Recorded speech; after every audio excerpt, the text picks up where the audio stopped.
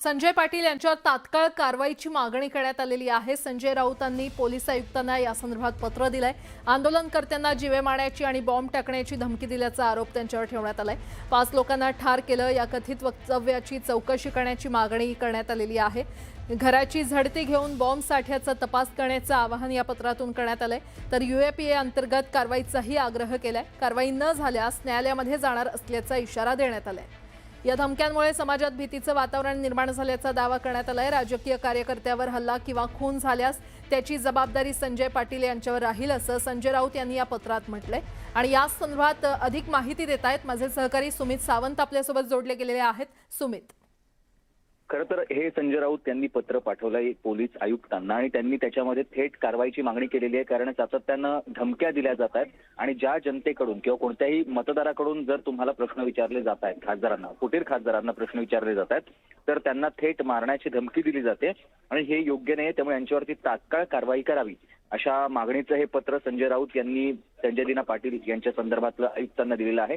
संजय दिना पाटील हे ठाकरेंची शिवसेनेची साथ सोडून शिंदे गटामध्ये तर ते सामील होतात, त्यांनी वेगळा गट स्थापन केलाय आणि म्हणून सातत्यानं संजय राऊत आणि संजय दिना पाटील यांच्यामध्ये आरोप प्रत्यारोप होत असतानाच संजय दिना पाटील यांच्याकडून बॉम्ब टाकण्याची धमकी किंवा मारण्याची धमकी दिली जाते आणि म्हणूनच यांच्यावर तात्काळ कारवाई करावी अशी मागणी करणारं हे पत्र संजय राऊत यांनी दिलेलं आहे।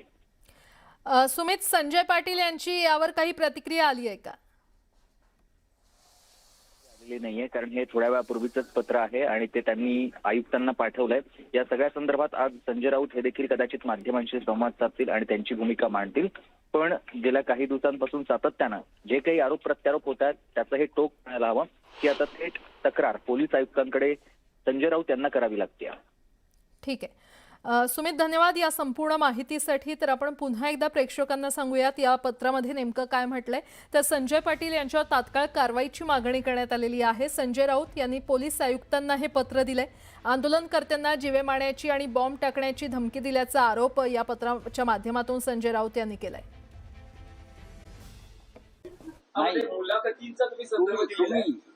तुमच्या चॅनलवर दिलेल्या मुलाखतीमध्ये हे महाशय असं म्हणतायत की माझ्याकडे बॉम्ब आहे।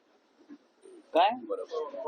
माझ्याकडे बॉम्ब आहेत आणि माझ्याकडे कोणी आंदोलन करायला आलं तर मी बॉम्ब टाकीन। पाकिस्तानवर बॉम्ब टाकताना भारत 100 वेळा विचार करतो। मग मोदी पाकिस्तानवर बॉम्ब टाकताना भारत 100 वेळा विचार करतो आणि हे म्हणतात की कार्यकर्त्यांवर, म्हणजे माझ्या विरुद्ध आंदोलन करणाऱ्या कार्यकर्त्यांवर बॉम्ब टाक।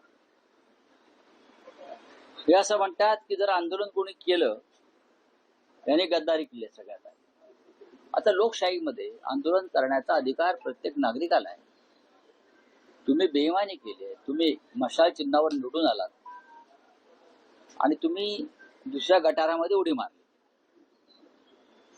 ते म्हणतात की आंदोलन केलं तर मी तुम्हाला स्मशानात पाठवेन, म्हणजे ठार करेन। आणि माझ्या नादाला लागू नका, मी याआधी 5 लोक ठार केले। आता हे 5 लोक ठार केले असतील तर ते कोणत्या प्रकरणात त्यांनी ठार केले, कधी ठार केले, ते कोण होते, त्यांच्या बॉड्या मिळाल्यात का नाही, रिकव्हर झाल्यात का नाही त्यावेळेला, हे असं म्हणतायत। तर त्याची चौकशी अत्यंत गांभीर्यानं, गृह खात्यानं आणि मुंबई पोलीस आयुक्तांनी केलं पाहिजे। जर बॉम्ब तुमच्याकडे असतील तर बॉम्ब तुम्हाला दिले कोणी? अतिरेक्याने दिले का? जर अतिरेक्यांकडून तुमच्याकडे बॉम्ब आले असतील तर दहशतवाद विरोधी पथकाकडे ही केस दिली पाहिजे। कारण बॉम्ब अतिरेकी बनवतात ना। मुंबईवरती बॉम्ब हल्ला कोणी केला? दाऊद इब्राहिमने केला किंवा पाकिस्तान मधल्या अतिरेक्यांनी केला, कसाबने केला। हे अतिरेकी आहेत, त्यांच्याकडे बॉम्ब होते आणि हा माणूस म्हणतो माझ्याकडे बॉम्ब आहे। एकनाथ शिंदे यांचा बॉम्बचा कारखाना आहे का? त्यांचा ड्रगचा कारखाना असल्याची मध्यंतरी बोंब होती, ते ड्रगचा कारखाना साताऱ्यामध्ये पकडला आणि तोच पैसा राजकारणामध्ये होतो। बॉम्बचा कारखाना त्यांनी बनवून हे जे